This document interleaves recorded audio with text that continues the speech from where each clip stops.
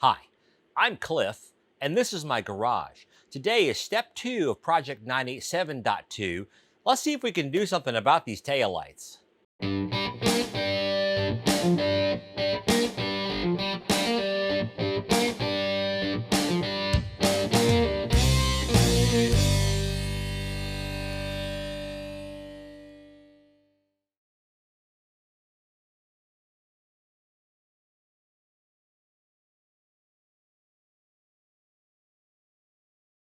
Hey, welcome back to the garage. And if this is your first time joining me, thanks for dropping by.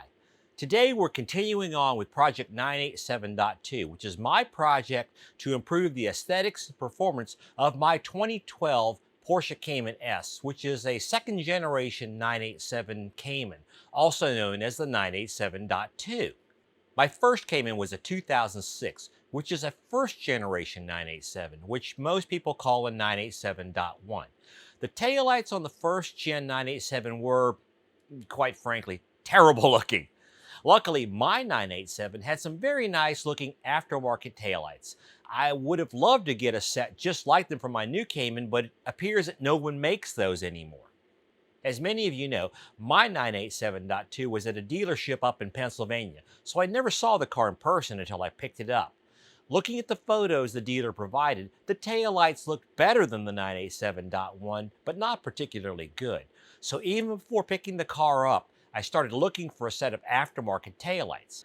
I didn't care for most of them I found, but I came across this set of 718 style taillights that I thought looked pretty good, and I ordered them.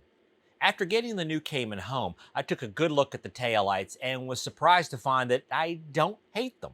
They actually look quite a bit like the aftermarket taillights on my 987.1 that I like so much, except that the outer cover is red instead of a clear smoke color. Internally, the design is very much like the others, and I find myself actually liking them. Sort of.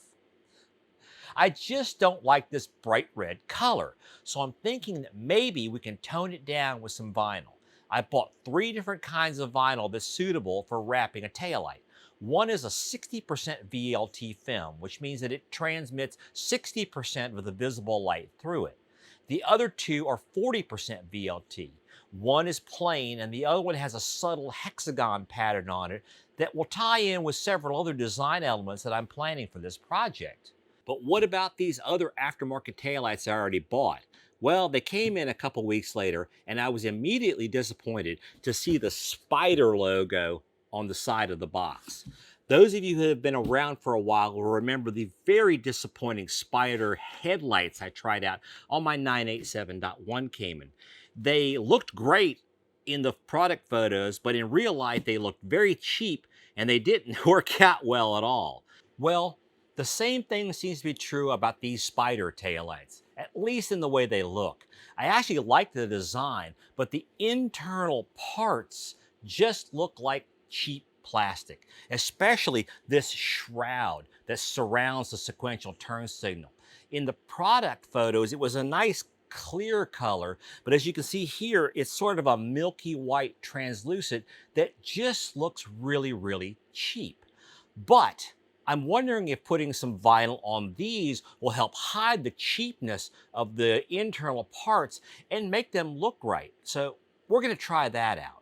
I'm not going to get into all the actual process of wrapping a taillight with vinyl film.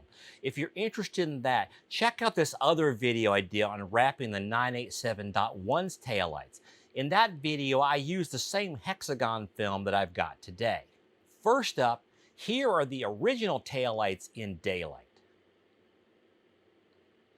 And here's the taillights wrapped in Oracal 8300, which was recommended by someone I know who does vinyl wrapping professionally.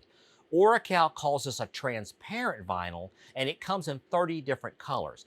This particular one is called middle gray, and I measured it at about 60% VLT. The thing is, it's not really transparent. It's a bit hazy, and I'd actually call it sort of translucent. I also found it incredibly hard to work with. If you have to lift it and reposition it, which happens pretty frequently, the glue is so aggressive that it tends to develop glue lines, little sharp things in the glue, or sometimes you move it, it even leaves these big globs of glue behind on the taillight. I found getting it down without bubbles to be almost impossible. I've never had so much trouble wrapping anything in vinyl as I did with this Oracal 8300, which really doesn't matter since I don't like the hazy, blurred look it gives the light anyway. Hello from 2 days later. After I finished everything up and edited the video together, it suddenly occurred to me that the Oracal 8300 might have been easier to install using a wet installation method. I looked it up and sure enough, it can be installed either wet or dry. Unfortunately, I've already thrown away the 8300 I had left, so I couldn't test it out, although I might do that on another day. If so, I'll do a follow-up video on how that goes. At this point, it started raining, so I had to switch over to taking photos inside the garage. Now, this is the taillight wrapped in Vivid Vinyl's Light Smoke wrap. This is a 40% film that's far, far easier to work with than the Oracal. I think the taillight looks a lot better like this, although it's a bit darker than I think I'd really like. I wish Vivid made a vinyl that was 50 or 60% VLT. And now here's the taillight in the hexagon wrap. Again, this is also a 40% VLT vinyl from Vivid. It's the same vinyl, it just has the hexagon pattern on it. Again, I wish it wasn't quite so dark, but I really like the hexagon pattern. I think it adds an interesting, subtle bit of texture, and I'm going to have several other elements on the car when I'm done that are also hexagon shaped, so it kind of all ties in together. So far, this is my favorite. Now let's check out the Spyder taillight. And I think it actually looks, from a design perspective, I like it quite a bit. And from 20 or 30 feet away, it looks pretty good. The problem is when you get 5 feet away, you start noticing how the internal parts just look cheap. You can see that these pieces here, it looks like cheap chrome-plated plastic because it is cheap chrome-plated plastic, which is a shame because overall I really like the design. So since it looks good from a distance and not close up, let's see if some vinyl film can darken it down a bit and make it look better. I didn't even try the Oracal because I knew I wouldn't like the blurry look that it gives. Plus, honestly, I didn't want to go through the emotional trauma of using it again. Wrapping the taillight with the Vivid Vinyl smoke film definitely makes the light look better, but it doesn't really hide the cheap look of the components enough. It still just doesn't look like a quality product from 5 feet away. I've looked at least a half dozen of these lights from various sellers, but after digging into the details, they're all the exact same Spyder light. If anyone knows of a quality tail light in this type of design, I would appreciate you letting me know about it. So it looks like the winner, for now, is the stock tail light wrapped in the Vivid Vinyl light smoke film with the hexagon pattern. Now, before you go down there and find that thumbs up button and give me a like on this video. It really helps me move up in the YouTube search results.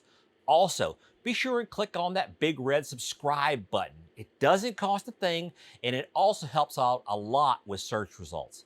And finally, if you want to keep up with what I'm doing on Project 987.2, as well as everything else going on in the garage, click on the bell icon.